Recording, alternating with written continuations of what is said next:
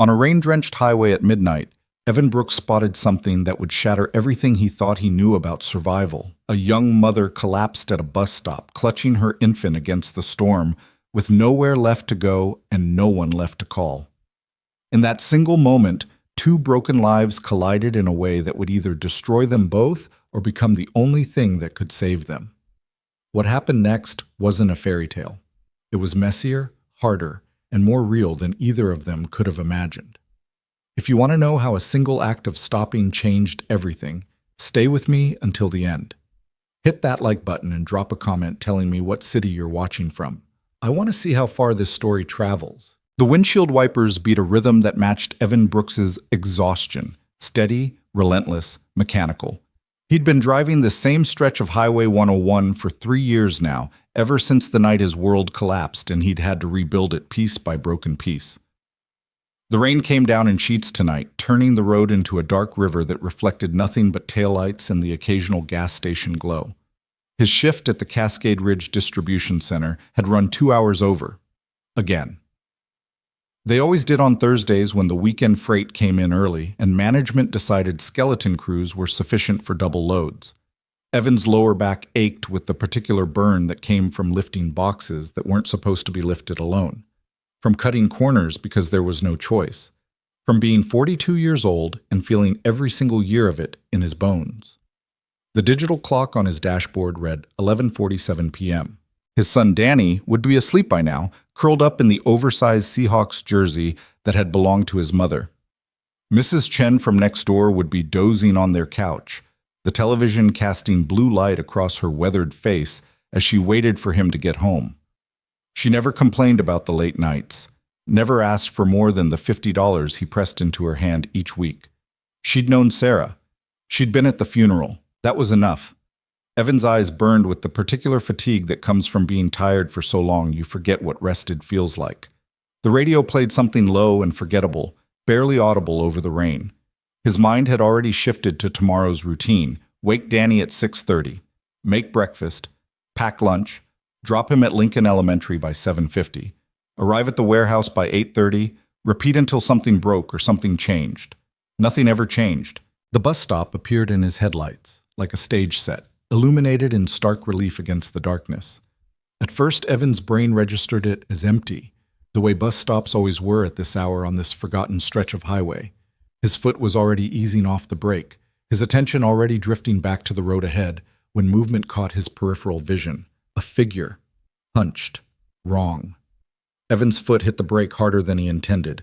The truck lurched, tires hissing against wet asphalt. His heart kicked against his ribs with sudden animal alertness. In the pale wash of his headlights sat a young woman on the metal bench, her body curved protectively around something small. Rain had plastered her dark hair to her skull, turned her clothes into second skin. She wasn't waiting for a bus. She wasn't going anywhere. She was just there, in the middle of nowhere, in the middle of the night, holding what Evan's brain finally recognized as an infant. For 3 full seconds, Evan sat frozen behind the wheel. Every rational part of his mind cataloged reasons to drive on. He didn't know this woman. It was midnight on a Thursday. He had a son at home. He had work in the morning. He had exactly $743 in his checking account and the kind of life that left no room for complications, but the woman hadn't moved, hadn't looked up, hadn't acknowledged his headlights at all. The baby. He could see it now, a small bundle wrapped in what looked like a hospital blanket, shifted slightly in her arms. Evan cut the engine. The silence that rushed in felt massive, broken only by rain drumming on metal and the tick of cooling engine parts. He sat in that silence for another moment, his hand on the door handle, every instinct screaming at him to restart the truck and drive away. Instead, he opened the door. The rain hit him like a physical thing, cold and vindictive. Within seconds, water had found every gap in his jacket, soaked through his work boots, run in rivulets down his neck. He jogged the 10 feet to the bus shelter, his shadow long and distorted in his own headlights. Up close, she looked even worse. Mid-20s maybe, with the kind of exhaustion etched into her face that spoke of weeks without proper sleep. Her lips had gone pale, almost blue. The baby in her arms couldn't have been more than a few months old, wrapped in layers that looked insufficient for the cold, its small face pressed against her chest. Hey, Evan's voice came out rougher than he intended. You okay? Stupid question. She obviously wasn't okay. The woman's eyes lifted to his face, and Evan felt something in his chest constrict. He'd seen that look before. In the mirror. In the weeks after Sarah died. It was the look of someone who'd run out of options and run out of fight and was now just waiting to see what happened next. Bus stopped running at 9. Her voice was barely audible over the rain, flat with the kind of exhaustion that went beyond physical. I didn't know. Evan glanced down the empty highway. The next town was 15 miles south. This stop served the handful of houses scattered through the hills and the occasional tourist who got lost looking for the coast. No one came out here at midnight. No buses ran this route after evening commute hours. Where are you trying to get to? She blinked slowly as if the question required translation. I don't know.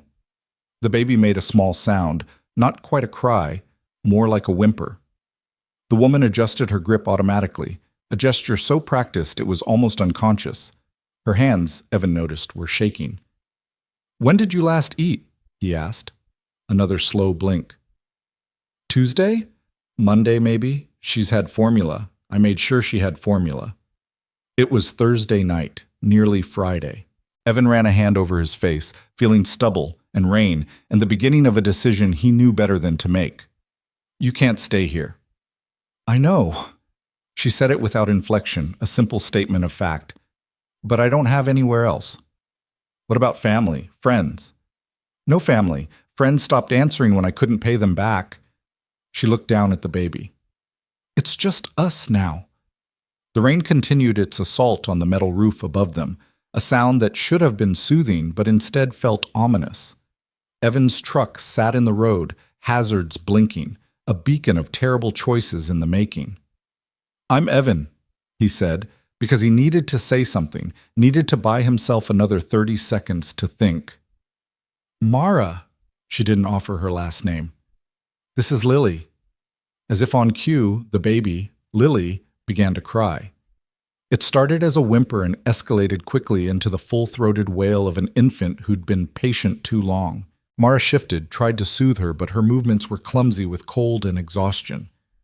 How old? Evan asked. 3 months. 3 months and 4 days. The specificity of it hit him strangely. He remembered counting Danny's age in days, then weeks, then months. Sarah had kept a journal, recording every milestone, every first. He wondered if Mara had a journal or if survival had reduced life to just keeping count. Listen, he heard himself say. I've got a house about 20 minutes from here. You and the baby can get warm, get some food, figure things out when you're not hypothermic. Mara's eyes met his, and he saw the calculation happening behind them. Stranger, night, vulnerability. Every warning she'd ever been given about accepting help from unknown men. I have a son, Evan added, unsure why that mattered but feeling like it might. He's 6, he'll be asleep. My neighbor's watching him. I'm not... He stopped, unsure how to finish that sentence. You can't stay here, he said again. For a long moment, Mara just looked at him. The baby's crying had settled into hiccuping sobs. Rain continued to fall. Somewhere in the distance, a semi-truck's engine growled along the highway. Okay, Mara said finally. Okay. The drive back took longer than 20 minutes because Evan drove slowly, hyper-aware of his passenger and her infant. Mara sat rigid in the seat beside him, Lily clutched against her chest, her eyes fixed on the road ahead. She didn't ask questions, didn't make conversation, just sat in silence, so complete it felt intentional. Evan wanted to say something reassuring, something that would ease the obvious tension radiating from her, but everything that came to mind sounded wrong. So he drove, watching the mile markers tick past, second-guessing every decision that had led to this moment. Mrs. Chen's car was still in the driveway when they pulled up. The house looked exactly as Evan had left it that morning, a small rambler with peeling paint and a yard that needed mowing, the kind of place that spoke of modest means and deferred maintenance. Not much, but his. Wait here, he said, killing the engine. Let me go explain. He found Mrs. Chen exactly where he had expected, dozing on the couch with the TV still on. She stirred when he entered, blinking up at him with the confused awareness of interrupted sleep. "Evan, you're late tonight." "I know. I'm sorry. Something came up." He pulled 3 20s from his wallet, more than their usual arrangement. "I really appreciate you staying." Mrs. Chen took the money, but her eyes had sharpened, reading something in his expression. "Everything okay?" Yes, just I'll explain later. Thank you." She left with questions clearly unasked, casting one glance back at his truck before heading to her car. Evan waited until her taillights disappeared before returning to fetch Mara and Lily. The house felt smaller with strangers in it. Evan hadn't had anyone besides Mrs. Chen and Danny inside these walls in over a year. He watched Mara's eyes take in the lived-in chaos. Danny's toys scattered across the floor, dishes in the sink, laundry basket by the stairs, evidence of life continuing in its imperfect way. "Bathroom's there," he pointed. "Kitchen's through here. There's a guest room upstairs, first door on the right. Sheets are clean." Mara stood in the entryway, dripping on the hardwood, still holding Lily like a shield. "I don't have anything to pay you with." "I'm not asking for payment." "Why are you doing this?" It was a fair question. Evan looked at this stranger in his house, this young woman who'd somehow become his responsibility in the span of 20 minutes, and tried to find an answer that made sense. "Because someone needed to," he said finally. Lily had fallen asleep against Mara's chest, her small face peaceful in a way that contrasted sharply with her mother's haunted expression. Mara looked down at her daughter, then back at Evan. "I used to be a nurse," she said quietly, "at Providence Memorial. I had an apartment, a car, a life." Her voice carried no self-pity, just statement of fact. Then the hospital got bought out by MedCorp Corporation. They restructured everything, cut staff. I'd taken maternity leave, and when I came back, my position was eliminated. I couldn't find another job fast enough, couldn't make rent, couldn't... She stopped, swallowed hard.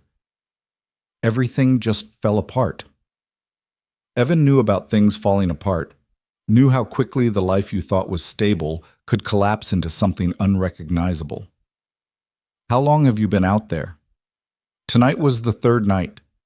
I've been staying wherever I could. Shelters when they had space, my car until it got repossessed, bus stops when there was nowhere else." She looked around his house again. This is the first real roof in 2 weeks. The weight of that hung in the air between them. Evan thought about Danny asleep upstairs, about the precariousness of their own situation, about how close he'd come to being exactly where Mara was now. "There's food in the kitchen," he said. "Help yourself to whatever. The guest room has a crib. My son outgrew it, but I never got rid of it. You can use that for Lily." "I can't." "You can, for tonight at least. We'll figure out tomorrow when tomorrow comes." Mara's composure cracked then, just slightly. Her eyes filled, but the tears didn't fall. She blinked them back with the practice of someone who'd learned crying was a luxury she couldn't afford. "Thank you," she whispered. Evan nodded, suddenly desperate to escape the intimacy of the moment. "I'm going to check on Danny. Make yourself at home." He climbed the stairs, his legs heavy with more than just physical exhaustion. Danny's door was ajar, his son's small form barely visible under the Seahawks jersey and a tangle of blankets. Evan stood in the doorway, watching the rise and fall of Danny's breathing, and felt the full weight of what he'd just done settle onto his shoulders. He'd brought a stranger into their home, a woman and a baby he knew nothing about. It was reckless, potentially dangerous, completely out of character for the careful, controlled life he'd built in the aftermath of loss. But when he closed his eyes, all he could see was Mara on that bench, holding her baby in the rain with nowhere left to go. Downstairs, he could hear the quiet sounds of someone moving through an unfamiliar kitchen. The refrigerator opening, water running, the small domestic sounds of survival. Evan thought about Sarah, about what she would have said if she'd been here. She would have stopped too. She would have brought them home without hesitation, would have already been making plans to help, to fix, to heal. That was who she'd been. He wasn't Sarah. Didn't have her certainty, her natural generosity of spirit, but he'd stopped anyway. In the guest room bathroom, Mara stood under the shower spray and let herself cry for the first time in weeks. The hot water was a luxury so profound it hurt. She washed her hair 3 times, scrubbed her skin until it was pink, watched the grime and desperation circle the drain. Lily was asleep in the crib, fed and changed and safe. Actually safe, with walls and heat and a man downstairs who'd asked for nothing in return. Mara didn't trust it, couldn't afford to. But for tonight, she was too tired to maintain suspicion. For tonight, she would take the gift of shelter and warmth and figure out the price later. When she finally emerged, dressed in an old t-shirt she'd found in the bathroom drawer, Evan was in the kitchen making sandwiches. He looked up when she entered, and for a moment they just stood there. 2 strangers bound by circumstance in a house that was trying very hard to be home. "Turkey or ham?" he asked. "Either. Both. I'm not picky." He made her 3 sandwiches, watched as she ate them with the focused intensity of serious hunger. Didn't comment, didn't stare. Just cleaned up and then excused himself, leaving her alone in the kitchen with the food and the silence and the overwhelming strangeness of being indoors. Upstairs in his room, Evan lay awake and listened to the house settle around its new occupants. Tomorrow he'd have to explain to Danny why there was a woman and baby in the guest room. Tomorrow he'd have to figure out what came next, what help he could offer, what boundaries needed to exist. Tomorrow felt impossibly far away. For now, the rain continued to fall, washing the highway clean, erasing the evidence of the bus stop where 2 broken lives had collided. Inside the small rambler on the edge of town, 4 people slept under one roof, each one damaged, each one afraid, each one holding on to survival by threads so thin they were nearly invisible. Outside, the storm showed no signs of stopping. Morning came too early, announced by the insistent beep of Evan's alarm and the gray light of dawn filtering through curtains he'd forgotten to close. For a disoriented moment, he lay in bed trying to remember why his chest felt tight with anxiety, why the house felt different. Then memory crashed back. The rain, the bus stop, the woman and baby sleeping in his guest room. He sat up slowly, running both hands through his hair, and checked the time. 6:15. Danny would be awake soon, full of questions Evan hadn't figured out how to answer yet. The shower was brief and mechanical, his mind already spinning through the day's logistics. He'd have to call work, maybe ask for the morning off. He'd have to talk to Danny. He'd have to figure out what to do about Mara and Lily, how long they could stay, what help actually looked like beyond one night of shelter. Danny was already awake when Evan emerged, sitting on his bed with his dinosaur encyclopedia open across his lap. He looked up when his father appeared in the doorway, and Evan saw Sarah in the shape of his eyes, the way his hair stuck up on one side. "Hey, buddy, you're up early." "Mrs. Chen said you had to work late." Danny's voice carried no accusation, just observation.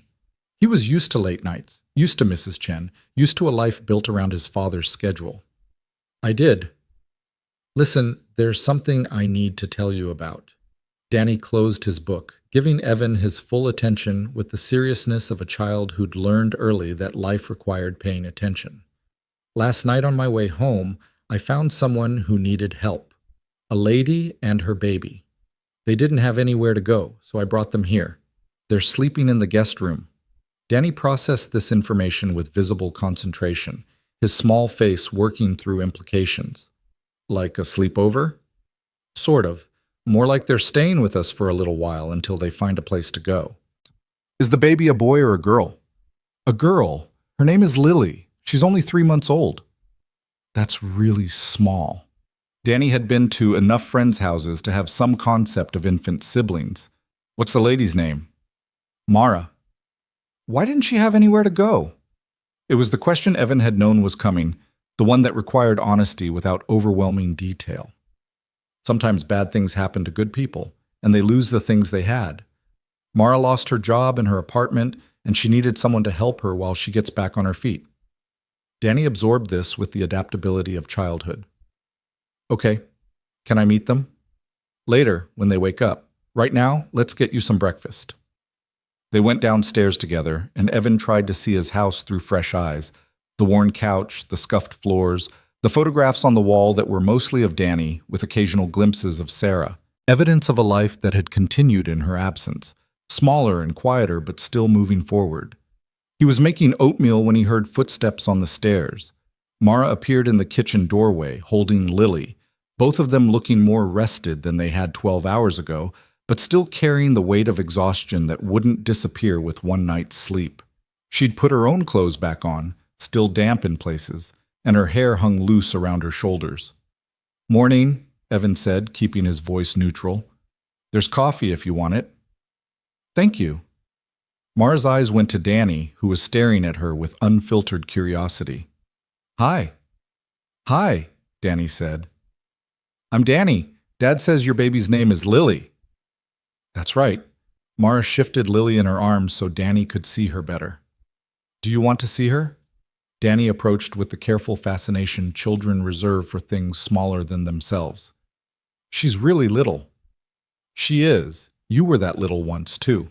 "I don't remember." "Nobody does. That's okay." Evan watched the interaction from his position at the stove, struck by how natural Mara sounded despite the obvious tension in her shoulders. She had the practiced ease of someone used to managing children, to putting others at ease even when she herself was anything but. "Danny, can you set the table?" Evan asked, giving his son something to do besides stare. "Mara, do you want oatmeal?" "I don't want to impose." "You're not. Oatmeal's easy. I'm making it anyway." She sat at the table with Lily, and the domesticity of the scene felt surreal. 24 hours ago, Evan's morning routine had been completely predictable. Wake up, feed Danny, get them both out the door. Now he had a stranger and her infant sharing breakfast, and he had no idea what happened next. They ate in relative silence, broken only by Danny's periodic questions about babies and Lily's small sounds. Mara ate slowly, like someone still remembering what it felt like to have consistent meals. Evan pretended not to notice. "I need to call work," he said when they'd finished. "Let them know I'll be late." "Danny, can you play in your room for a bit while I talk to Mara?" Danny left reluctantly, casting backward glances at Lily. When they were alone, Evan refilled both their coffee cups and sat back down. "So," he started, then realized he had no idea how to continue. "How are you feeling?" "Better, cleaner, more rested." Mara met his eyes directly. "I meant what I said last night. I don't have anything to pay you with. No money, no prospects. I lost my nursing license when I couldn't afford the renewal fees, and even if I could get it back, I don't have childcare for Lily. I'm not in a position to repay your kindness." "I'm not asking you to." "Then what are you asking? Because everyone wants something eventually." The cynicism in her voice wasn't bitter, just matter of fact. Evan recognized it as the hard-won wisdom of someone who'd learned trust was expensive. "I don't know what I'm asking," he admitted. "I saw you at that bus stop and I couldn't drive past. That's as far as my planning went. But you and Lily can stay here for a few days while you figure out your next move. That's not charity. It's just common sense. You can't take care of her if you're sleeping on benches." Mara's jaw tightened.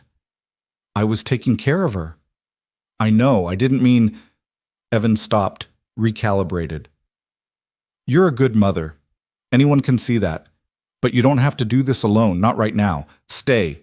Rest. Let me help. No strings." "Why?" The question came out sharp, almost desperate. "You don't know me? I could be anyone. Why would you risk that with a kid in the house?" "Because 3 years ago, my wife died in a car accident." The words came out before Evan could stop them, before he could consider whether this was information he wanted to share. "Danny was 3. I had a decent job then. Insurance, savings, and it still almost broke us. The hospital bills, the funeral costs, the childcare I needed to keep working, it all added up so fast. We came this close to losing everything." He held his thumb and forefinger a fraction apart. "If it hadn't been for people helping when they didn't have to, we wouldn't have made it." Mara's expression shifted, something hard in her face softening just slightly. "I'm sorry about your wife." "Me too, but my point is I understand how fast things can fall apart, how quickly you can go from stable to desperate. You're not asking for a handout, you're drowning, and I have a life preserver. It seems pretty simple to me." Lily started to fuss, and Mara automatically began the gentle bouncing motion parents learn without thinking. "I had a plan," she said quietly. "After nursing school, I was going to work at Providence for 5 years, save money, buy a house, maybe go back for my nurse practitioner degree. I had it all mapped out. She looked down at Lily. Then I got pregnant. The father left before I even showed. That was okay, I could handle it.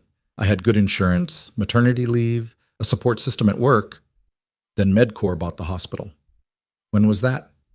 8 months ago. They came in talking about efficiency and optimization and better patient outcomes. What they meant was cutting costs. They eliminated half the nursing staff, restructured departments, turned everything upside down. I was on maternity leave when it happened, so I didn't see it coming. I came back to find my job gone, my benefits gone, my whole career just erased. Evan could hear the controlled anger in her voice, the frustration of someone who'd done everything right and still lost. I tried to find another position, Mara continued, but every hospital in the region had been through the same thing. Too many nurses, not enough jobs. I burned through my savings in 2 months. Stopped paying student loans so I could afford rent. Stopped paying rent so I could afford formula and diapers. I called everyone I knew asking for help, for loans, for anything. Most people just stopped answering. That's how you ended up at the bus stop. That's how I ended up at the bus stop.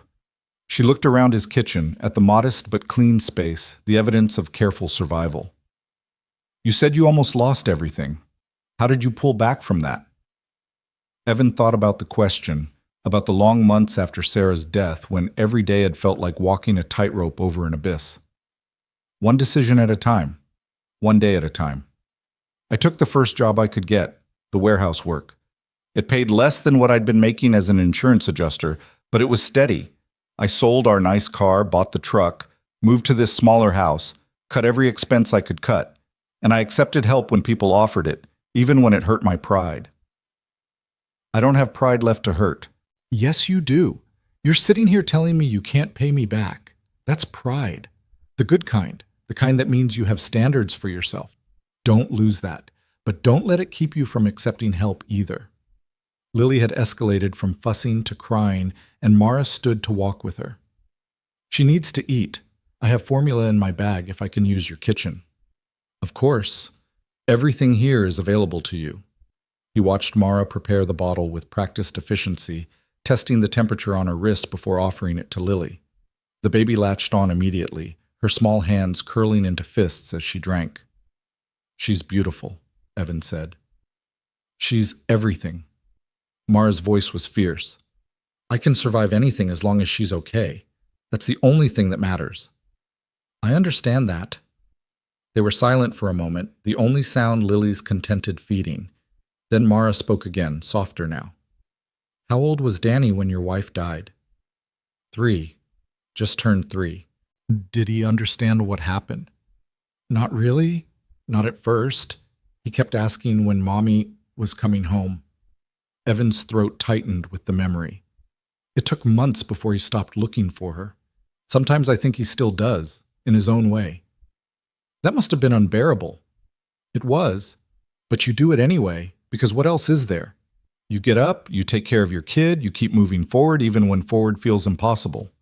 Mara nodded slowly. That's what I've been doing, just moving forward. But I ran out of forward. That's the truth of it. I was at that bus stop because I'd run out of options and run out of forward. So we'll find you some more forward, Evan said. Starting with breakfast, a roof, and time to breathe. The rest we'll figure out. Over the next few days, a fragile routine began to establish itself. Evan went to work each morning, leaving Mara and Lily in the house with instructions to help themselves to anything they needed. Danny went to school with minimal complaint, adjusting to the presence of house guests with the flexibility of childhood. Mrs. Chen asked questions with her eyes, but not her voice, accepting Evan's brief explanations about helping someone in need. Mara treated the house like borrowed territory, careful not to disturb anything, cleaning up after herself with meticulous precision. She washed dishes that weren't hers, folded laundry she found in the basket, made herself as invisible as possible despite occupying physical space. Evan came home to find dinner made from his groceries, simple meals that stretched ingredients further than he'd known possible.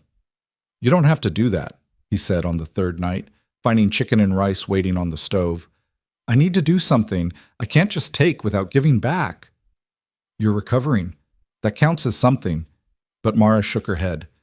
I'm stronger than I look, and idle hands make me anxious. Let me help, please. So Evan let her help, understanding that dignity sometimes required contribution even when contribution wasn't necessary. He came to appreciate the small improvements she made. The organized pantry, the folded laundry, the way the house felt less empty with other people in it. Danny was fascinated by Lily, asking constant questions about what babies could do when they learned to walk, why they cried so much. Mara answered patiently, letting him watch while she changed diapers and made bottles, explaining the logistics of infant care with the calm competence of her nursing background. "Can I hold her?" Danny asked one evening. Mara looked to Evan, who nodded. "If you're very careful. Babies are fragile." They arranged Danny on the couch with pillows supporting his arms, and Mara placed Lily carefully in his lap. Danny's face transformed with wonder and terror in equal measure, his whole body going rigid with concentration. "She's so light," he whispered.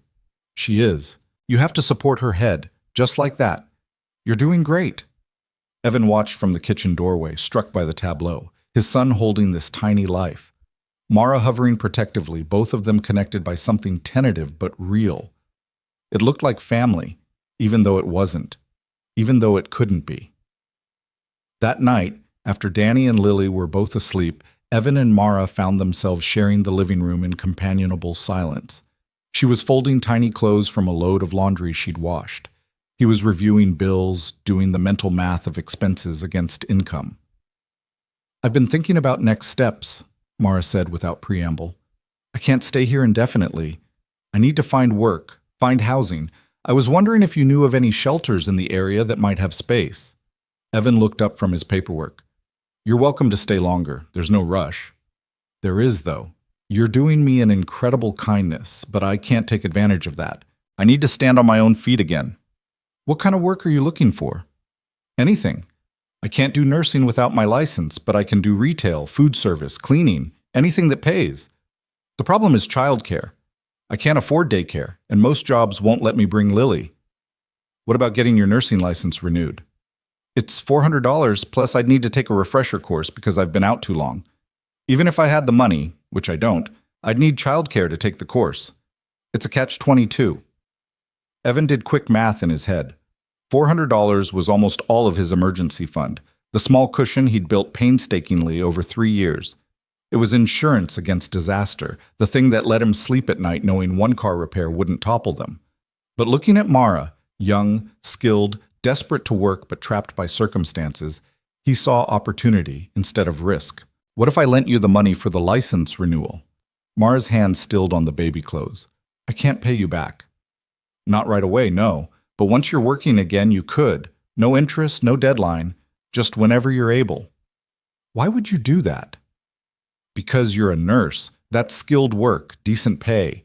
It makes more sense to invest in getting you back to nursing than to have you working minimum wage jobs that barely cover childcare."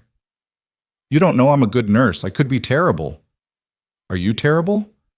"No, I was good. Really good." "Then let's get you back to being good again." Mara's eyes had gone bright with tears she was fighting not to shed. "I don't know what to say." "Say yes. Say you'll do the course, get your license, find a job that uses your skills. The rest we'll figure out as we go." "I've already taken so much from you. You've made my son dinner every night this week. You've cleaned my house, kept me company, made this place feel less empty. We'll call it even." The tears spilled over then, and Mara didn't try to stop them. She cried quietly, her shoulders shaking, 3 weeks of held tension finally releasing. Evan sat awkwardly, unsure whether to offer comfort or space.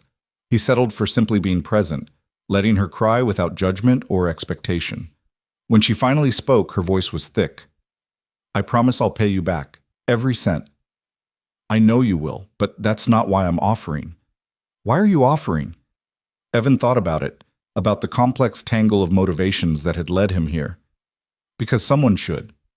Because you deserve a chance. Because helping you helps me too, gives me something to think about besides my own life." "Take your pick." Mara laughed, a watery sound. "You're a strange man, Evan Brooks." "I've been called worse." They sat together in the quiet house, two people who'd been strangers a week ago now bound by necessity and choice in equal measure. Outside, spring rain had started again, gentle this time, washing the world clean.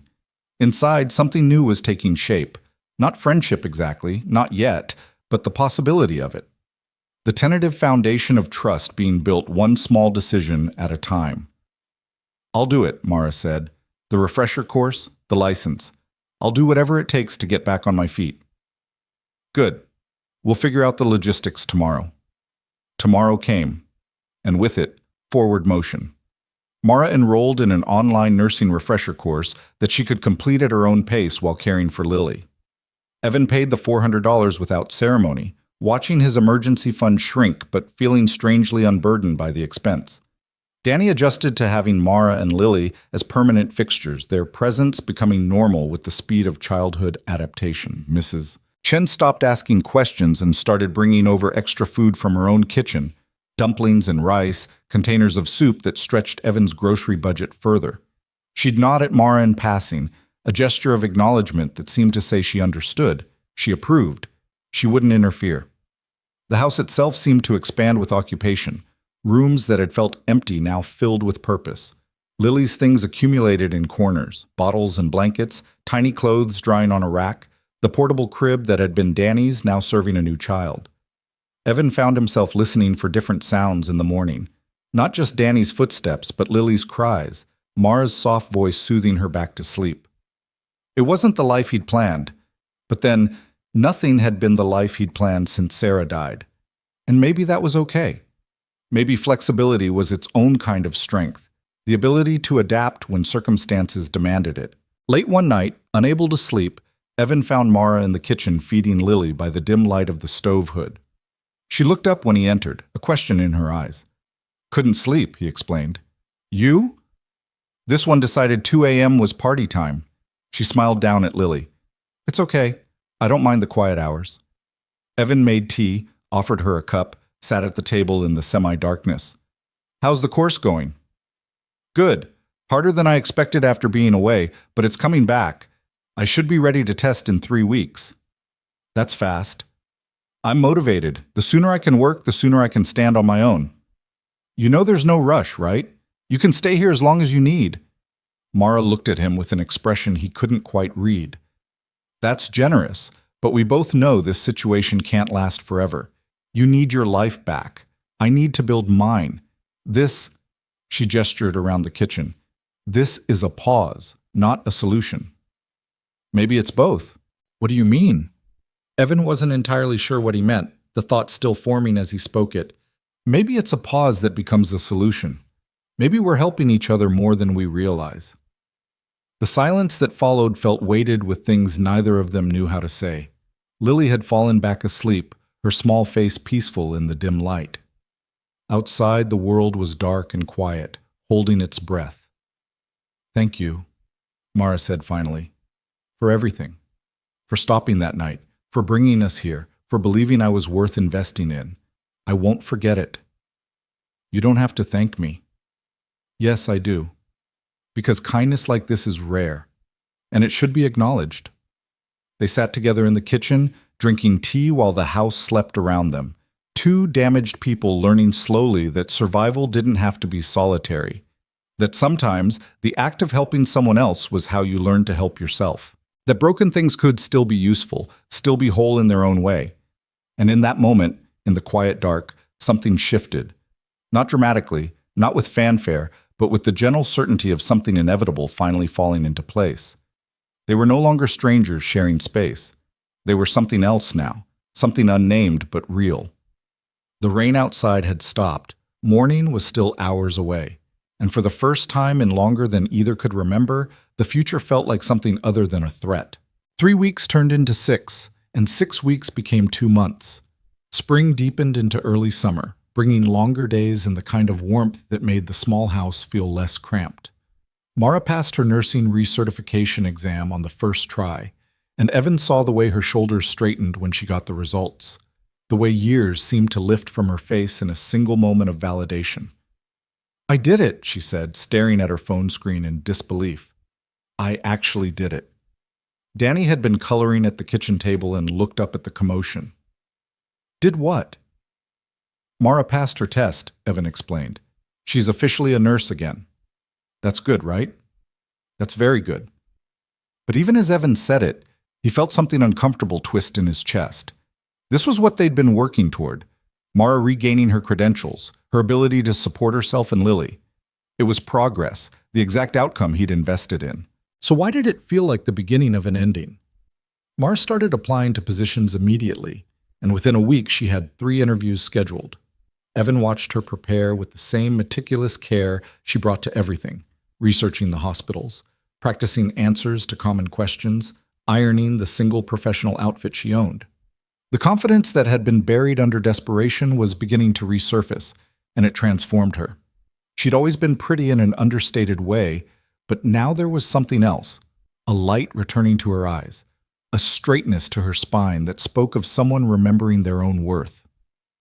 The first interview was at Sacred Heart Hospital, a mid-sized facility 20 minutes south. Evan took the afternoon off to watch Lily, something that had become easier as the baby grew accustomed to him. She was 5 months old now, starting to smile and make sounds that weren't quite words but held intention. He'd forgotten what this stage was like, the way infants began to emerge as people with preferences and personality. She likes you, Danny observed, watching Lily grab at Evan's fingers with delighted determination. I like her too. Is Mara going to move out when she gets a job? The question was casual, asked while Danny built an elaborate block tower, but Evan heard the anxiety underneath it. His son had gotten used to Mara and Lily, had started to rely on their presence in ways neither adult had fully acknowledged. I don't know, buddy. That's up to Mara. I don't want them to leave. I know, but sometimes people have to leave even when we don't want them to. That's just how life works. Danny considered this with visible displeasure. Life is stupid sometimes. Yeah, Evan agreed. It really is. Mara came home from the interview with cautious optimism. I think it went well. They said they'd let me know by Friday. Friday came with a rejection email. The position had gone to someone with more recent experience. The second interview at Valley Medical Center ended the same way. By the third rejection, Mara's renewed confidence had started to crack. I don't understand, she said, pacing the kitchen while Lily napped upstairs. I have good credentials, solid experience. What am I doing wrong? Nothing, Evan said. The market's just tight right now. You'll find something. What if I don't? What if I can't get hired anywhere because of the gap in my employment? What if all of this was for nothing? Her voice had risen with each question, frustration bleeding into something closer to panic. Evan recognized the edge of it, the place where hope started to curdle into despair.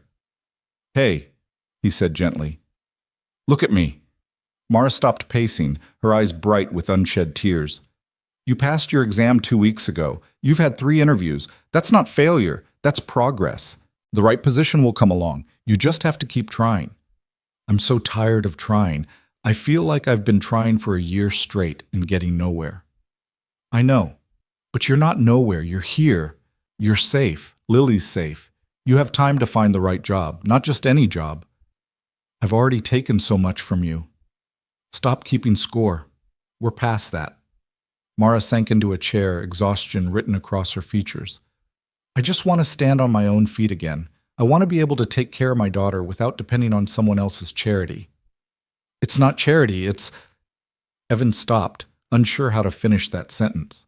What was it? Friendship seemed inadequate. Partnership implied something they hadn't defined. It's just what it is, he finished lamely. The silence that followed felt heavy. Outside, the sounds of neighborhood kids playing drifted through the open window, shouts and laughter, the simple soundtrack of summer. Inside, 2 adults sat with the complicated weight of dependence and obligation and something neither wanted to name. I should check on Lily, Mara said finally, standing. She left before Evan could respond, her footsteps quick on the stairs. That evening, Danny asked if they could go to the park. It was a perfect request for a perfect evening. The temperature had dropped to something comfortable. The light was golden, and Evan desperately needed to get out of the house and the strange tension that had been building in it. Can Mara and Lily come? Danny added. Evan found Mara in the guest room, folding laundry with mechanical precision. We're going to the park. Want to join us? She looked up, surprised. Are you sure? Danny asked specifically. Besides, it's nice out. Lily might enjoy it. The park was crowded with families taking advantage of the weather. Kids swarmed the playground equipment while parents clustered on benches, supervising with varying degrees of attention. Evan pushed Danny on the swings while Mara walked Lily around the perimeter, letting the baby look at trees and dogs and the general chaos of other children. "Higher, Dad!" Danny shouted, his legs pumping for altitude. Evan pushed harder, watching his son soar against the backdrop of early evening sky. These were the moments he lived for, the simple ones where Danny was just a kid being a kid, unburdened by loss or circumstance. When Sarah was alive, they'd come to this park every weekend. She'd push Danny while Evan watched, or sometimes they'd switch off, tag-teaming parenthood with the ease of partnership. He'd taken it for granted then, the luxury of shared responsibility. "He's fearless," Mara said, appearing beside him with Lily on her hip. "No sense of danger at all. He gets that from his mother. She was fearless too. Tell me about her?" Evan glanced at Mara, surprised by the request. They'd lived together for 2 months but had maintained careful boundaries around certain topics. Sarah was one of them. "What do you want to know?" "Anything, everything, whatever you want to share." They moved to a bench while Danny transitioned to the monkey bars. Lily sat on Mara's lap, grabbing at her mother's necklace with determined focus. "Sarah was a social worker," Evan began. "Child Protective Services. She dealt with the worst cases, abuse, neglect, kids who'd been through hell. It should have made her cynical, but somehow it didn't. She came home every day believing she could make a difference, that the next case might be the one where everything worked out. That's rare. Most people burn out. She was burning out. Toward the end, before the accident, she'd been talking about switching to a different kind of social work, something less traumatic, but she never got the chance. How did it happen? The accident? Highway 18 during a winter storm. Black ice. Her car went off the road into a ravine. They said she died instantly, which I guess is supposed to be comforting. Evan's voice had gone flat, the way it always did when he talked about this. Danny and I were home making dinner. We didn't even know anything was wrong until the police showed up. Mara's hand found his on the bench between them, a brief squeeze of understanding. "I'm sorry. That's inadequate, but I don't know what else to say." "It's okay. Adequate is overrated anyway." They sat in silence, watching Danny navigate the monkey bars with intense concentration. Other parents chatted around them, their conversations a pleasant buzz of mundane concerns, dinner plans, soccer practice, upcoming birthdays. Normal life continuing in its normal way. "Can I ask you something?" Mara said after a while. "Sure. Do you ever think about dating again? Meeting someone new?" The question caught Evan off guard. "Not really. I can barely manage work and Danny. Adding someone else into that equation seems impossible." "That's not what I asked. I asked if you think about it." Evan considered this. Did he think about it? Sometimes, late at night, he'd feel the weight of loneliness pressing down on him. Not just the absence of Sarah, but the absence of partnership, companionship, the small intimacies of shared life. But thinking about it and doing something about it were entirely different things. "Maybe sometimes," he admitted, "but it feels disloyal somehow, like I'd be replacing her." "You wouldn't be replacing her. You'd just be continuing to live." "Is that what you do? Continue to live?" Mara looked down at Lily, her expression soft. "I don't have a choice. She needs me to keep living, keep moving forward. Some days that's all that gets me out of bed, knowing that she's depending on me." Lily's father really just left? Found out I was pregnant and was gone within a week. Left me a note saying he wasn't ready for fatherhood, wasn't ready for responsibility. As if I was. Mara's laugh was bitter, but I didn't have the option to run away. So I figured it out. I'm still figuring it out. You're doing better than figuring it out. You're succeeding. Some days it doesn't feel like success. Some days it feels like barely surviving. Welcome to parenthood. That's pretty much the baseline. They smiled at each other, a moment of shared understanding passing between them. Then Danny was running over, breathless and grass-stained, asking if they could get ice cream on the way home. "Please, Dad? Please? I've been really good." Evan looked at Mara, who shrugged. "I could go for ice cream." So they stopped at the small shop downtown, the one with outdoor seating and too many flavor options. Danny got chocolate chip, Evan got vanilla, and Mara surprised them both by ordering mint with hot fudge. They sat at a picnic table while the sun began its descent, painting the sky in shades of orange and pink. "This is nice," Danny announced through a mouthful of chocolate. "We should do this more often." "Maybe we will," Evan said, and found himself meaning it. Walking back to the truck, with Danny running ahead and Lily dozing against Mara's shoulder, Evan felt something shift inside him. For 2 months, he'd been operating under the assumption that this situation was temporary, that Mara and Lily were guests who would eventually leave, that his life would return to its previous shape once they did. But watching Danny turn around to make sure Mara was keeping up, seeing the easy way she navigated his son's energy, he realized he didn't want things to return to how they'd been. The house felt different when they got home. Warmer, fuller, more like a home than a place where he and Danny existed between other obligations. "Bath time," Mara announced to Lily, who'd woken up cranky from her car seat nap. "Can I help?" Danny asked. "Sure, you can hand me things." They disappeared upstairs, leaving Evan alone in the kitchen with the strange realization that he was happy. Not content, not merely okay, but genuinely happy in a way he hadn't been since before Sarah died.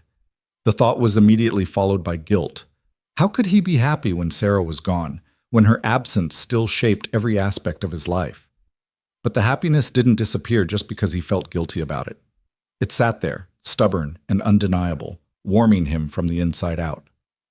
Later that night, after Danny was asleep, Evan found Mara on the back porch. She was sitting on the steps, looking out at the small yard with its overgrown grass and forgotten flower beds. He sat beside her without asking, and they existed in comfortable silence for a while. "I got another interview request," Mara said eventually. "Memorial General. It's a good hospital, better than the others. Interviews on Tuesday." "That's great." "Yeah." She didn't sound excited. "Evan, what are we doing?" "What do you mean?" "This. Us. Living together, playing house, pretending this is sustainable long term. What happens when I get a job? When I can afford my own place? Do we just go back to being strangers?" Evan's heart was beating too hard. "Is that what you want?" "I don't know what I want. That's the problem." Mara turned to look at him, her face barely visible in the dim light from the kitchen window. 2 months ago, you were a stranger who picked me up at a bus stop. Now I don't even know what you are. The person I have breakfast with. The person my daughter smiles at. The person who makes me feel like maybe things will actually be okay. That doesn't sound like a problem. It is when I don't know if it's real or just circumstance. Are we friends because we actually like each other or because proximity forced it? Would you still want me around if I wasn't dependent on you? The questions hung in the air between them, hard and honest. Evan thought about his answer carefully. "I think we started as circumstance," he said slowly. "You needed help. I could provide it. But somewhere along the way, it became more than that. I look forward to coming home now. I like having someone to talk to in the evenings, someone who understands what it's like to be a parent. I like watching Danny with Lily, seeing him be gentle and careful. I like—" He stopped, unsure how far to go. "I like you. Not because I'm supposed to, not because you're living in my house, just because I do." Mara was quiet for a long moment. "I like you too. That's what scares me." "Why does that scare you?" "Because I can't afford to depend on anyone right now. I need to be strong enough to stand alone. If I let myself lean on you, what happens when you decide this is too much? When reality sets in and you realize you signed up to help someone temporarily, not to acquire a permanent house guest? What if I'm not deciding that? What if I'm deciding the opposite? What does the opposite look like?" Evan didn't have a clear answer. He knew what he was feeling, but not how to articulate it in a way that didn't sound crazy. They'd known each other for 8 weeks. You didn't build a life with someone you'd known for 8 weeks. That was impulsive, reckless, the kind of decision desperate people made. But maybe they were desperate people. Maybe desperation had brought them together and something else was keeping them there. "I don't know what it looks like," he admitted. "But I know I don't want you to leave just because you can. I know I want you to stay because you want to, not because you have to. Beyond that, I'm making this up as I go." That's not very reassuring. "No, it's not, but it's honest." Mara leaned her head against his shoulder, a gesture so natural it felt like they'd been doing it for years instead of existing in careful physical separation for months. Evan held very still, afraid to move and break whatever fragile thing was forming between them. "I'm scared," she said quietly. "I'm scared of relying on someone who might leave. I'm scared of staying out of convenience instead of choice. I'm scared that I'm confusing gratitude for something else. I'm scared too. I'm scared of caring about someone again and losing them. I'm scared of letting someone into Danny's life who might not stay. I'm scared that I'm using you as a replacement for Sarah instead of seeing you as yourself. Are you? Using me as a replacement? No, you're nothing like Sarah. She was fearless and loud and filled up every room she entered. You're quiet and careful, and sometimes I have to really pay attention to hear what you're feeling. She fixed broken systems. You heal broken people. You're completely different, and I think that's what makes this okay. I'm not trying to recreate what I had. I'm trying to build something new." Mara lifted her head to look at him. In the darkness, her eyes were liquid and deep. "What if we fail? What if we try this and it falls apart? Then we fail. But what if we don't try and spend the rest of our lives wondering what if?" She kissed him then, sudden and decisive. It was brief, barely more than a press of lips, but it felt like permission, to want more, to risk more, to stop pretending this was only about survival and admit it had become about living. When she pulled back, Evan could see she was crying. "I can't promise you anything," she said. "I can't promise I won't mess this up, or that I know what I'm doing, or that I'm ready for this. I'm not asking for promises. I'm just asking you to stay, not because you have to, because you want to." "I want to. That's the terrifying part. I really want to." They sat together on the back porch until the temperature dropped and mosquitoes started to bite. When they finally went inside, something had shifted between them. They weren't just housemates anymore, weren't just two people helping each other survive. They were something else now, something unnamed and fragile and shot through with possibility. Mara got the job at Memorial General. The salary was better than she'd hoped, the hours were manageable, and they offered childcare assistance. It was everything she needed to regain independence, to stand on her own feet again. She turned it down. "What?" Evan stared at her in disbelief. "Why would you turn that down?" "Because the hours would mean we'd barely see each other. Because I'd be starting over in a new place when I'm already building something here. Because—" She took a breath. "Because I want to see where this goes, and I can't do that if I'm working nights and weekends. Mara, you can't turn down a job because of me. That's not sustainable. I'm not turning it down because of you. I'm turning it down because of us. There's a difference." "Is there?" "Yes. One makes me dependent. The other makes me choosing. I'm choosing, Evan. I'm choosing to see if we can build something real instead of just surviving separately." It should have felt like pressure, like an obligation he hadn't asked for. Instead, it felt like relief, like permission to want what he'd been afraid to want. "Okay," he said. "Okay, but you still need to work. We can't survive on just my income long term." "I know. I'll find something with better hours. It might pay less, but we'll make it work." "We'll make it work," Evan repeated, and realized they'd started using "we" without deciding to. Sometime in the last few months, they'd become a unit, a team, a collective entity making decisions together.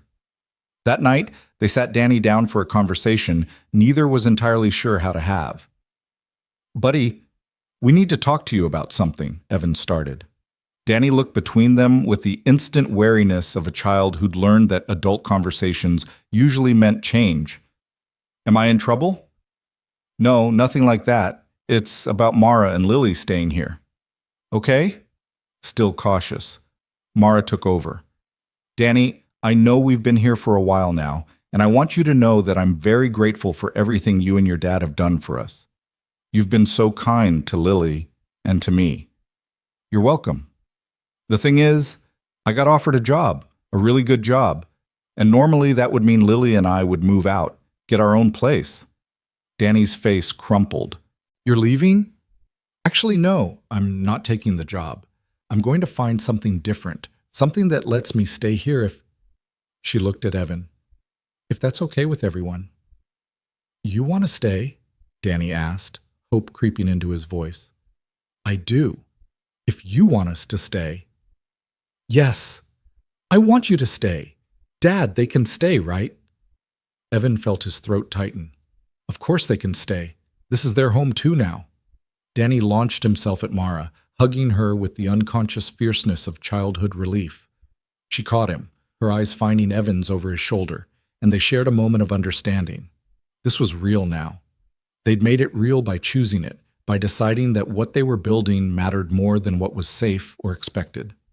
Later, after Danny had gone to bed, still chattering excitedly about Lily staying forever, Evan and Mara found themselves alone again.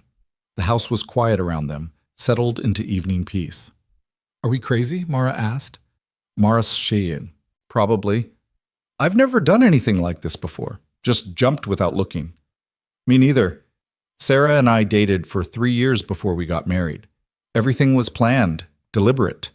Do you think she'd approve of this? Evan considered the question seriously.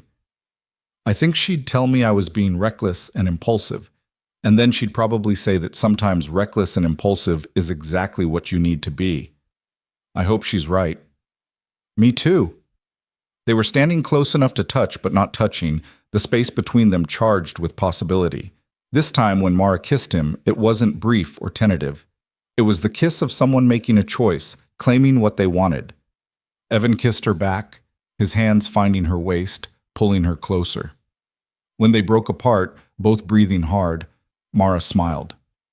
So this is really happening. Yeah, I think it really is. Outside, the world continued its rotation. Inside, two broken people had decided to stop surviving separately and start living together. It wasn't a fairy tale. It was messy and complicated and built on foundation of trauma and desperation. But it was real, and it was theirs. And for the first time in longer than either could remember, the future looked like something worth moving toward. The first real test came 3 weeks later, on a Tuesday that started ordinary and ended with everything hanging in the balance. Mara had found work at Riverbend Family Clinic, a smaller operation than the hospital job she'd been pursuing, but with hours that let her be home when Danny got out of school. The pay was modest but steady, and combined with Evan's warehouse income, they were managing. Not comfortably, not with room for extras, but managing. That morning, Danny woke up with a fever. My throat hurts, he complained, his voice raspy and small. And my head feels funny. Evan pressed his hand to Danny's forehead and felt the unmistakable heat of illness radiating from his skin. Okay, buddy, you're staying home today. But I have my math test. The math test can wait. You need to rest. Mara appeared in the doorway, already dressed for work with Lily on her hip. She took one look at Danny and her expression shifted into professional assessment mode. How high is the fever?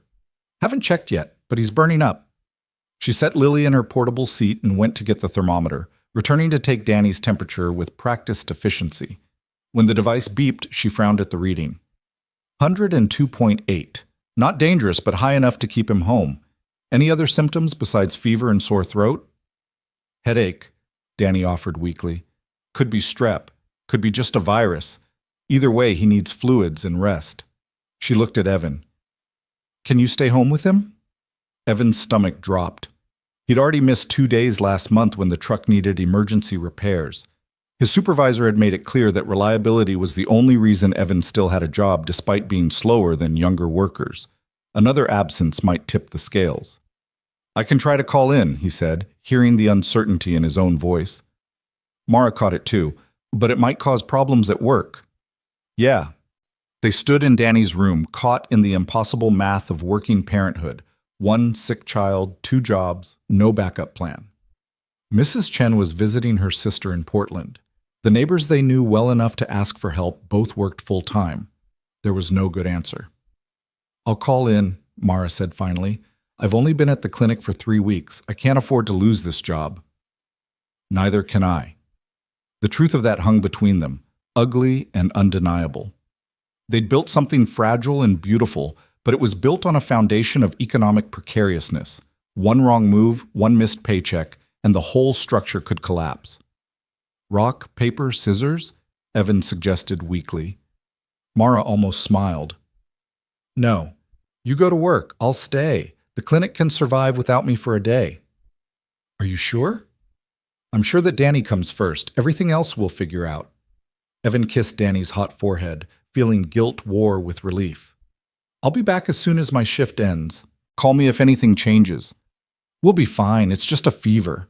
But as Evan drove to work, he couldn't shake the feeling that they'd just revealed a crack in their carefully constructed life. What happened the next time one of them needed to stay home? What happened when Lily got sick, or when Danny had a school event during work hours, or when any of the thousand small emergencies of family life collided with their inability to afford flexibility? The day at the warehouse was brutal. His mind kept drifting to Danny at home, to Mara missing work, to the delicate balance they were trying to maintain. He made mistakes, loaded the wrong pallets, missed a forklift signal, had to redo an entire section of inventory. By the time his shift ended, his supervisor had pulled him aside. Brooks, you've been solid for 3 years, but today you're somewhere else. That can't happen. We need people who are present. I understand, my son's sick. It won't happen again. Make sure it doesn't. There's 20 guys who'd take your position tomorrow. Evan drove home with those words echoing in his head. 20 guys? Replaceable? Expendable. One more thing to worry about in a life that already felt like juggling knives. He found Mara and Danny on the couch, watching cartoons. Danny looked marginally better, the flush in his cheeks less alarming. Lily was asleep in the portable crib Mara had set up in the living room. How is he? Evan asked. Fever broke an hour ago. I think it was just a 24-hour thing. Mara stood, stretching. How was work? Fine. Everything's fine. But Mara knew him well enough by now to hear the lie. What happened? Nothing. Just a long day. Evan, he sighed, scrubbing his hands over his face. My supervisor basically said I need to be more reliable, said there's plenty of people who could replace me. Mara's expression tightened. That's not fair. You called in because your son was sick. I didn't call in. You did, for me. And fair doesn't matter. What matters is keeping the job. So what are we supposed to do next time? Just hope nobody gets sick? I don't know, Mara. I'm making this up as I go, same as you. They were both tired, both stressed, and the conversation was veering toward an argument neither wanted to have. Danny picked up on the tension, his eyes darting between them with worry. I'm sorry I got sick, he said quietly. Evan felt something crack inside his chest. He went to his son, kneeling beside the couch. Hey, no, you didn't do anything wrong. Getting sick isn't your fault. We're just trying to figure out logistics, that's all. Are you and Mara fighting? No, buddy, we're just talking. Adults talk about problems, that's how we solve them. But later that night, after Danny was asleep and Lily was down for what Evan hoped would be at least a 4-hour stretch, the conversation resumed with less restraint. We can't keep doing this, Mara said, her voice low but intense. Living paycheck to paycheck, hoping nothing goes wrong, one emergency away from disaster. What do you suggest? I can't exactly conjure up a better paying job. Neither can you. I know that. I'm not blaming you, I'm just saying this isn't sustainable. You think I don't know that? You think I don't lie awake every night doing math in my head, trying to figure out how to make the numbers work? So what's the solution? There isn't one. This is just how it is. We work, we pay bills, we get by. That's all most people do. Mara sat down heavily at the kitchen table. I thought it would be different once I was working again. I thought we'd have breathing room. We have more breathing room than you had at that bus stop. The words came out harsher than Evan intended, and he watched them land like a slap. Mara's face went still, her expression closing off in a way he'd only seen once before, the night he'd picked her up, when she'd been too exhausted to maintain any kind of emotional defense. You're right, she said flatly. I should be grateful. How dare I want more than just barely surviving? That's not what I meant. Then what did you mean, Evan? Because it sounded a lot like you were reminding me of my place, of how much I owe you. I've never asked you for anything. You don't have to ask. It's implied in every conversation we have about money. You paid for my nursing recertification. You've been housing and feeding me and Lily for months. I'm in debt to you in ways I can't even calculate, and now you're throwing it in my face. I'm not throwing anything in your face. I'm just trying to be realistic about what our life looks like. Our life? or the life you're allowing me to participate in? The question hung between them, sharp and cutting. Evan felt his own temper rising to meet hers, frustration with circumstances bleeding into frustration with each other. That's not fair. Neither is working ourselves to death just to keep our heads above water. Neither is living in constant fear that one sick day will cost us everything. Neither is— Her voice cracked. Neither is pretending this is enough when we both know it's not. Evan wanted to argue, wanted to defend the life they'd built, but he couldn't, because she was right. They were surviving, but surviving wasn't the same as living, and he was so tired of just surviving. What do you want from me, Mara? Tell me what you want, and I'll try to make it happen. I want to not be scared all the time. I want to be able to take Danny to the doctor without calculating whether we can afford the copay. I want to buy Lily clothes that fit instead of hoping someone donates the right size. I want to go to sleep at night without reviewing every expense and wondering what we could have cut.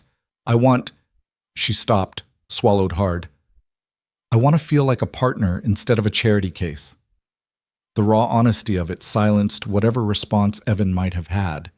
He looked at this woman who'd become essential to his daily life, who'd integrated herself into his home and his heart, and saw clearly the burden she'd been carrying.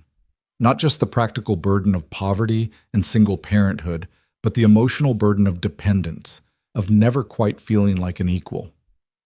You're not a charity case, he said quietly. You've never been that. Then why do I feel like one? Because I'm an idiot who doesn't know how to talk about money without making it weird. Because we've never actually discussed what this is or what we're building or what the rules are. Because we're both so busy trying to survive that we haven't taken time to actually live. Mara's eyes were bright with tears she wouldn't let fall. I don't know how to do this. I don't know how to be in a relationship where I'm not equal financially. Every time you pay for something or cover an expense, I feel like I'm taking from you. You're not taking. We're pooling. There's a difference. Is there? Because from where I'm sitting, you have all the power. This is your house, your furniture, your life that I've inserted myself into. What happens if this doesn't work out? Where do I go? And there it was, the fear underneath all the other fears, not just the fear of poverty, but the fear of abandonment, of rejection, of building something on someone else's foundation and having it yanked away. Evan moved to sit across from her at the table, reaching for her hands. She let him take them, but her fingers were stiff, resistant. I can't promise you that this will work out, he said. I can't promise that we won't have more fights or more stress or more days where everything feels impossible. But I can promise you that I'm not going to kick you out. You're not here on probation. This is your home too, for as long as you want it to be. How can you say that? We've known each other for 3 months. I can say it because it's true. I stopped measuring our relationship in debt and obligation weeks ago. You're not my tenant or my charity project. He paused, trying to find the right words. You're the person I come home to, the person I make decisions with, the person who makes this house feel like a home instead of just a place I exist. That's not about money. That's about choice. Mara was crying now, silent tears tracking down her face. I'm so tired of being scared. I know, me too. What if I mess this up? What if I'm not good enough at this? Good enough at what? At being what you need, at being a good partner, at all of it. Evan felt his heart break a little at the vulnerability in her voice. You're already what I need. You just are. Not because you're perfect, but because you're here, trying. That's all any of us can do, just show up and try. They sat in the quiet kitchen, holding hands across the table, two people who'd found each other in the worst circumstances and were desperately trying to build something better. Outside, the night was warm and still. Inside, the air conditioning hummed its steady rhythm. I need you to hear me, Mara said after a long silence. I need to contribute more. Not because I feel obligated, but because I need to feel like an equal partner. Can we figure out a way to make that happen? What if we combined everything, put both our paychecks into one account, pay all the bills from that, make all the decisions together? No his money and her money, just our money. Mara looked uncertain. That's a big step. So was kissing me. So was turning down that hospital job. So was deciding to stay. We've already taken the big steps. This is just making it official. What if it makes things worse? What if it makes things better? She considered this, her practical mind clearly working through implications and scenarios. Evan waited, letting her think, not pushing. Okay, she said finally. We try it. Combined finances, shared decisions. But if it becomes a weapon, if you ever use it against me or make me feel like I'm less than because I earn less, we go back to separate. Deal. Same goes for you. If you start keeping score or building resentment, we talk about it immediately. Deal. They shook hands formally, then laughed at the absurdity of it. The tension that had been crackling between them dissipated, replaced by something gentler. We're really doing this, Mara said. Building a life together. We really are. Terrifying, isn't it? Absolutely terrifying. Evan stood, pulling her up with him. Come here. She went into his arms easily, fitting against him in a way that felt inevitable. He held her while she cried out the last of her fear and frustration, his hand moving in slow circles on her back. I love you, he said, the words emerging without planning or preamble. I should have said it before now. I love you. Not because you're convenient or because you've made my life easier. You've made it more complicated, actually. I love you because you're brave and fierce and gentle all at once, because you're an amazing mother, because you make me want to be better than I am. Mara pulled back to look at him, her face wet with tears.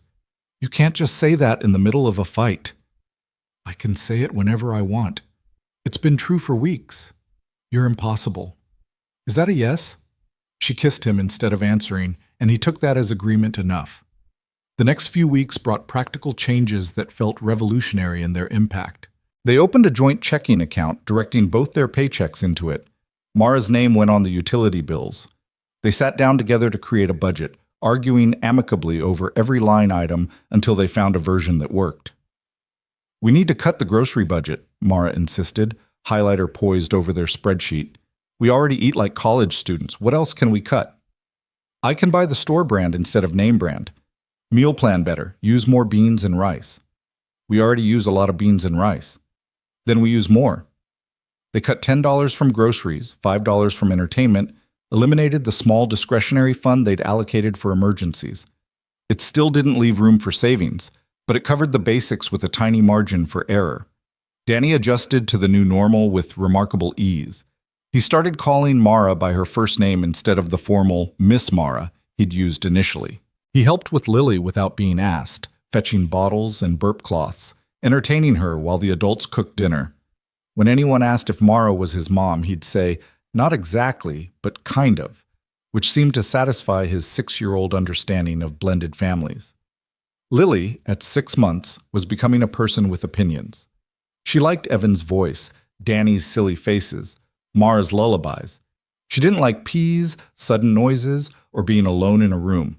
She was learning to sit up, grabbing at everything within reach, babbling sounds that were almost words. She's going to say mama soon, Evan predicted one evening while watching Lily practice her consonants. Or dada, Mara countered. She loves you. She loves everybody. She's a very generous baby. They were happy.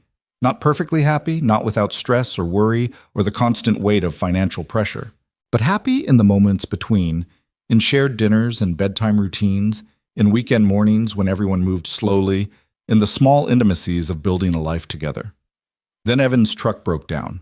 It happened on a Thursday, the engine making a sound like grinding metal before dying completely in the warehouse parking lot. The mechanic's diagnosis was grim. Blown head gasket, possible warped cylinders, repair costs around $2,000. Or, the mechanic added helpfully, you could just buy a different truck. Evan sat in the garage's waiting room, staring at the estimate, doing math that didn't work no matter how he approached it. They had $370 in their checking account. Payday was a week away, and that money was already allocated to rent and utilities.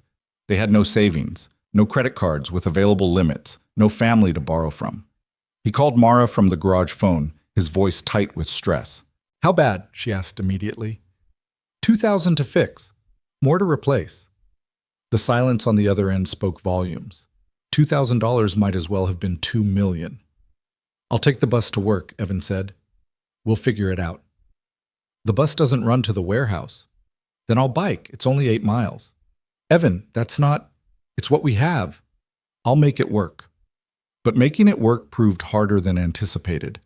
The bike ride took 45 minutes each way, left him exhausted before his shift even started, and made him late when weather was bad. His supervisor noticed, made comments about punctuality, added it to the growing list of Evan's inadequacies. 2 weeks into this new routine, Evan came home to find Mara waiting with a determined expression and paperwork spread across the kitchen table. "I applied for a different job," she announced. "Night shift at Providence Memorial. It pays $3 more per hour, and I'd get a shift differential.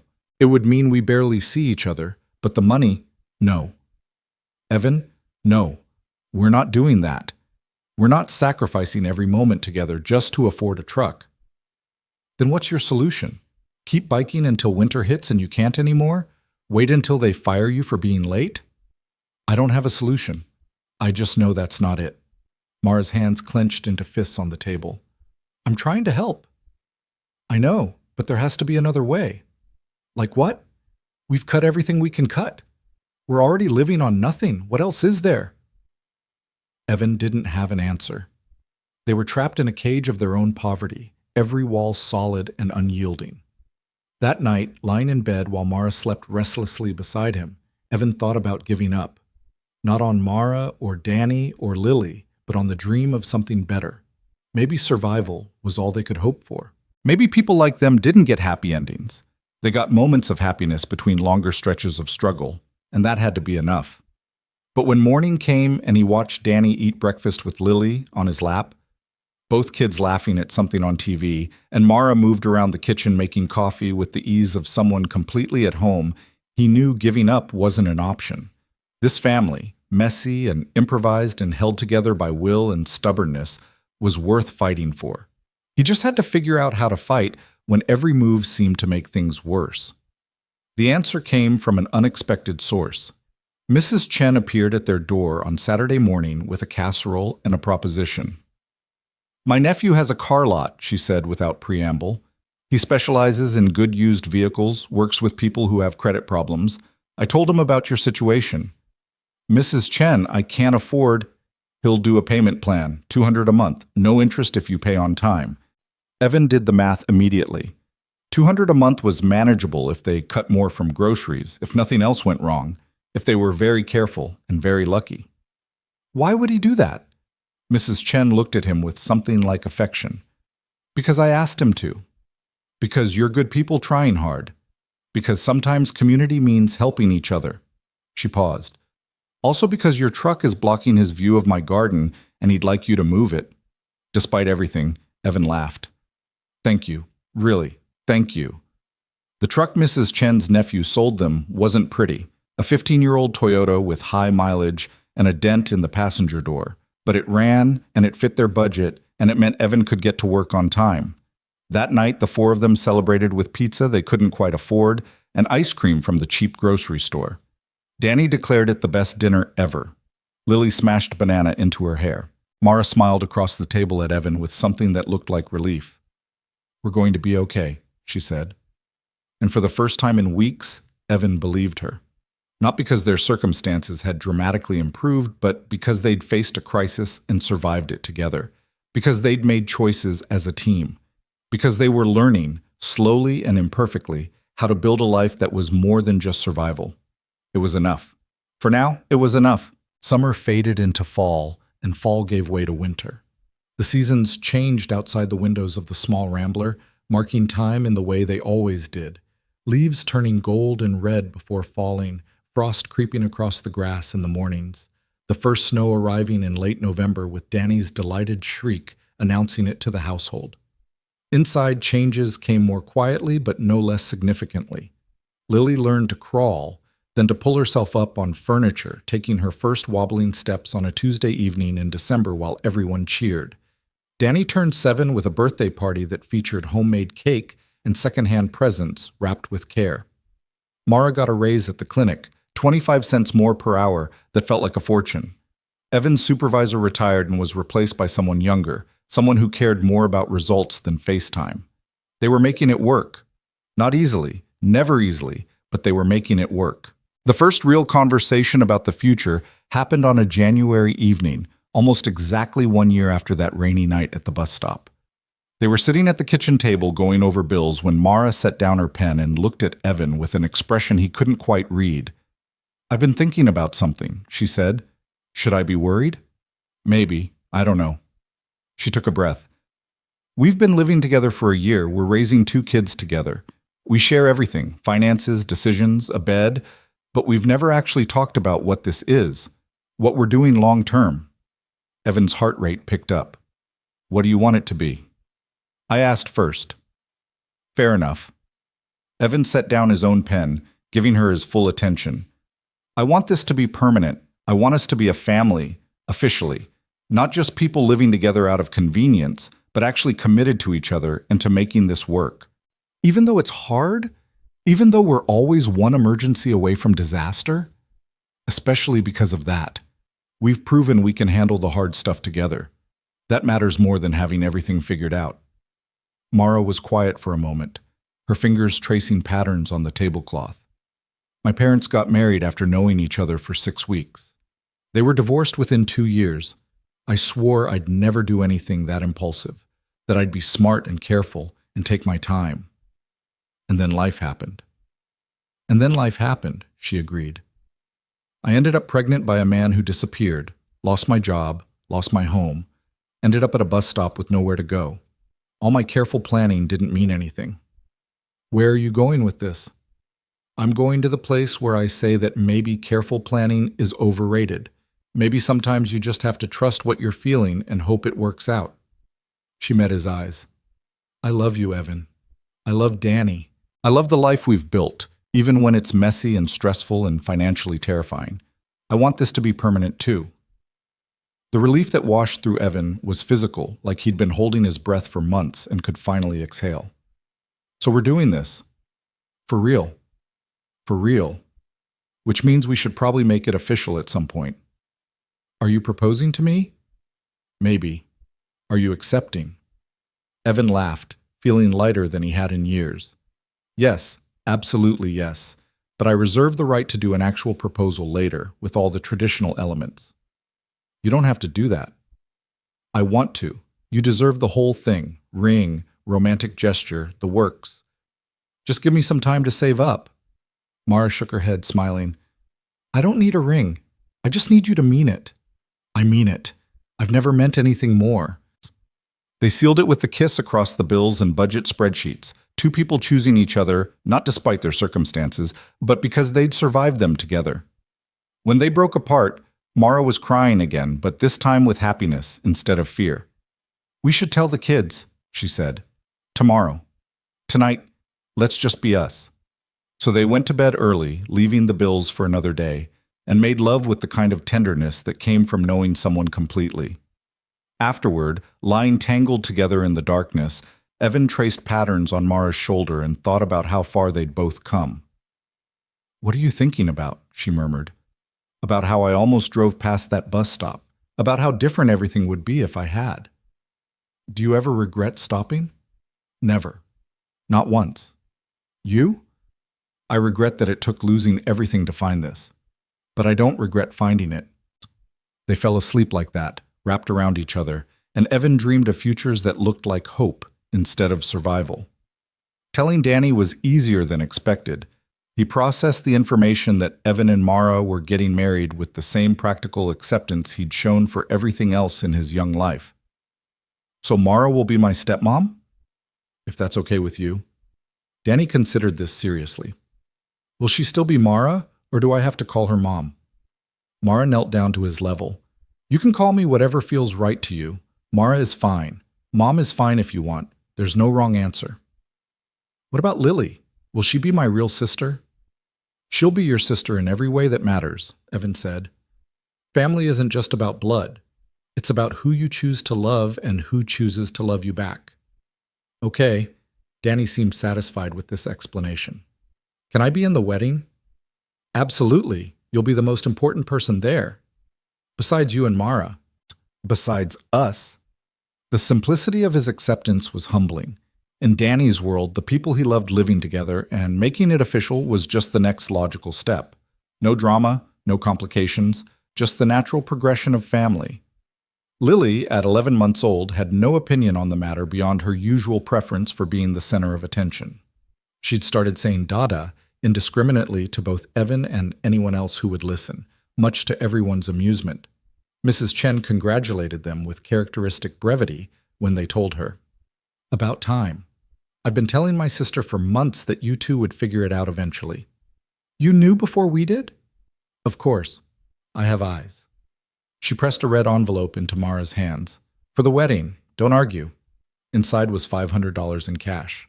When Mara tried to protest, Mrs. Chen held up a hand.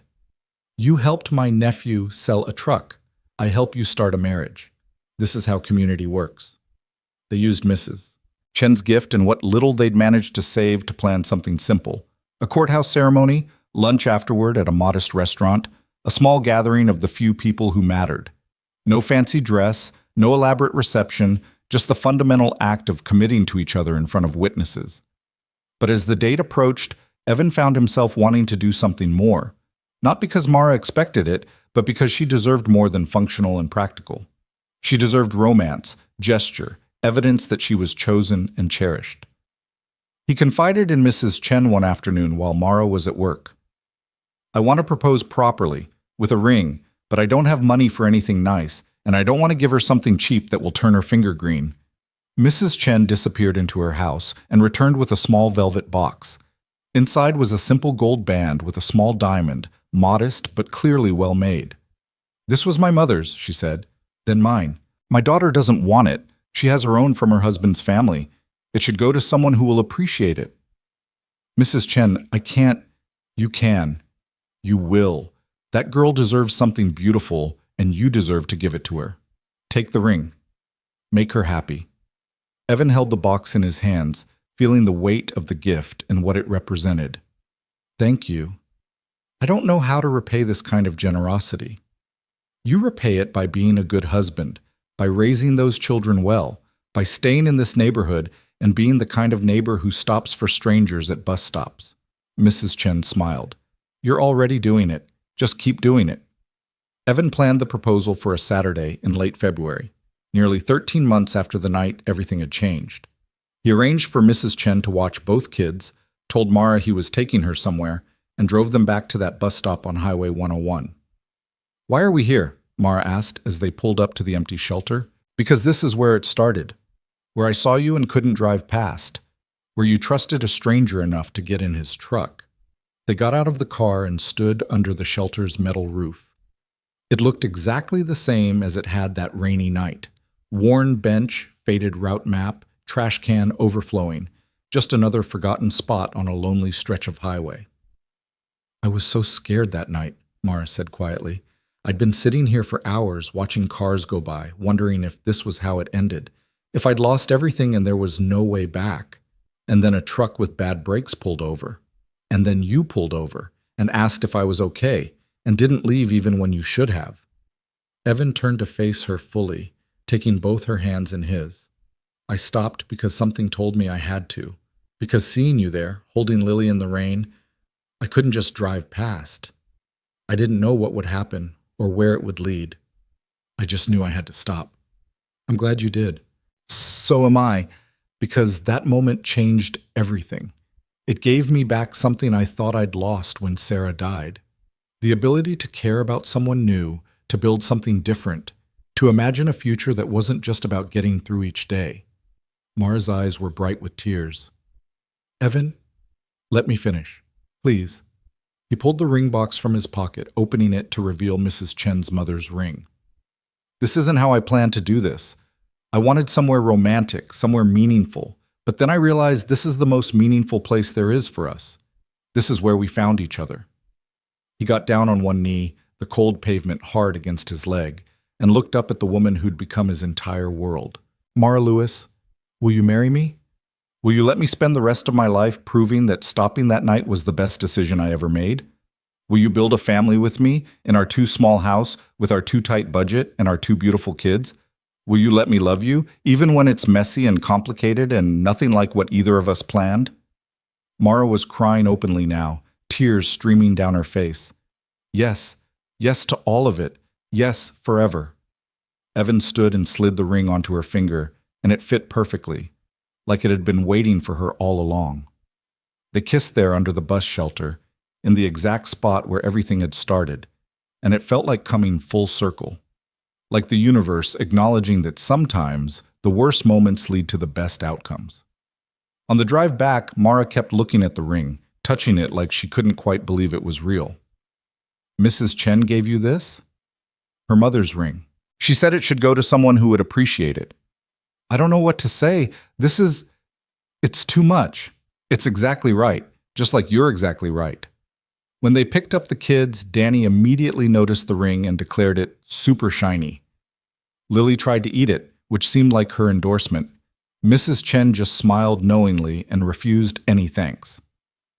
The courthouse wedding happened on a Thursday in March, with only their small circle of people present, Mrs. Chen and her sister, a coworker of Mara's from the clinic, Evan's supervisor, and his wife. Danny stood beside Evan in his best outfit, holding Lily, who'd been dressed in a white dress that made her look like a tiny bride herself. The ceremony was brief and bureaucratic, the judge rushing through the standard language with the efficiency of someone who performed 20 of these a day. But when Evan and Mara exchanged vows, simple promises to love and support each other through whatever came, there was nothing bureaucratic about it. These were promises forged in hardship, tested by reality, and chosen deliberately. "I love you," Evan said, his voice thick with emotion. "I choose you, today and every day after." "I love you," Mara replied. "I choose you. I choose this family. I choose this life we're building together." When the judge pronounced them married, Danny cheered and Lily clapped, and everyone laughed. They went to lunch at a modest Italian restaurant, the kind of place with checkered tablecloths and generous portions. Danny ate his weight in breadsticks. Lily threw pasta at everyone. Mara laughed until she cried, and Evan couldn't remember ever being happier. That night, after the kids were asleep and the house had settled into quiet, Evan and Mara sat on the back porch with glasses of cheap champagne Mrs. Chen had insisted they take home. "We did it," Mara said, leaning against Evan's shoulder. "We actually did it." "We did. How does it feel?" "Exactly the same and completely different. Like something clicked into place that I didn't even know was missing." Evan understood exactly what she meant. Getting married hadn't changed their day-to-day life. They'd already been functioning as a family, already been committed to each other. But making it official, saying the words in front of witnesses, wearing rings that marked them as chosen, it transformed something intangible into something solid. "Do you ever think about that night?" he asked. "About what would have happened if I hadn't stopped?" "All the time. Sometimes I dream about it, being at that bus stop, watching cars pass, feeling like I'd reached the absolute end. And then I wake up here, with you, and it feels like a miracle." "Not a miracle, just two broken people who decided to fix things together." "Maybe that's what miracles are. Not magic, just people choosing each other when they could choose to walk away." They sat in comfortable silence, watching the stars emerge in the clear night sky. Somewhere in the neighborhood, a dog barked. A car passed by. Life continued in its ordinary way, oblivious to the small celebrations happening in houses just like theirs. "I have something to tell you," Mara said after a while, her voice carrying a note Evan couldn't identify. "Should I be worried?" "No, I don't think so. Maybe a little." She took a breath. "I'm pregnant." The words hung in the air between them, massive and unexpected. Evan's brain struggled to process, cycling through shock and confusion before landing on something that felt like joy. We're about 8 weeks along. I wanted to wait until after the wedding to tell you, in case you wanted to change your mind." "Change my mind? Mara, this is—" He couldn't find words big enough. "This is incredible. Terrifying, but incredible. We can barely afford the 2 kids we have. Adding a third is probably insane. Probably. But we'll make it work. We always make it work." Mara turned to face him fully, her expression vulnerable. "Are you sure? Really sure? Because this changes everything. Again." "I'm sure. We'll figure it out the same way we figured out everything else. One day at a time, one decision at a time. Together." She kissed him then, and he tasted salt from her tears mixed with champagne. When they broke apart, she was smiling despite crying. We're going to need a bigger house. Eventually, for now we'll squeeze. Kids don't need much space. 3 kids, Evan, in 2 bedrooms. That's not squeezing. That's defying the laws of physics. Then we'll defy the laws of physics. We're good at doing impossible things. The pregnancy progressed through spring and into summer. Mara worked as long as the clinic would let her, banking every dollar they could against the upcoming expenses. Evan took on overtime shifts when available, pushing his body harder than it wanted to be pushed. Danny prepared to be a big brother again with the seriousness he brought to everything. Lily remained blissfully unaware that her status as the baby was about to be usurped. They told people gradually, Mrs. Chen, who immediately started knitting baby blankets, Mara's coworkers who threw a modest shower, Evan's supervisor who arranged for paternity leave. The news rippled through their small community, met with congratulations and offers of hand-me-down baby items. People are so generous, Mara said one evening, surrounded by donated clothes and equipment. I can't believe how much everyone's helped. That's what happens when you're part of something, when you let people in instead of trying to do everything alone.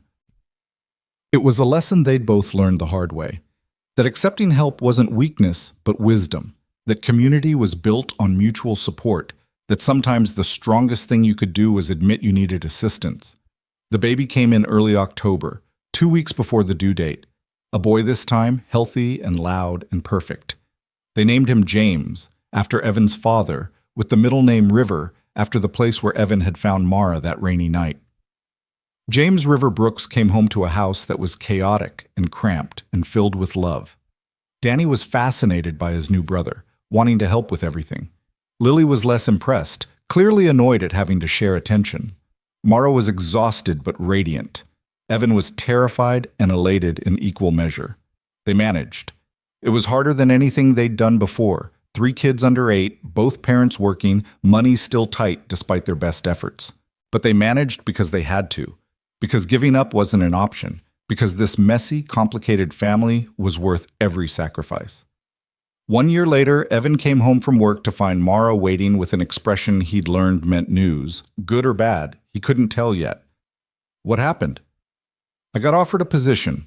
Nurse manager at Riverbend. Salary instead of hourly, better benefits, more money. Significantly more money. That's amazing. Why don't you look happy? Because it means more responsibility. Longer hours sometimes. I'd have to manage other nurses, deal with administrative work. It's a big change. Do you want it?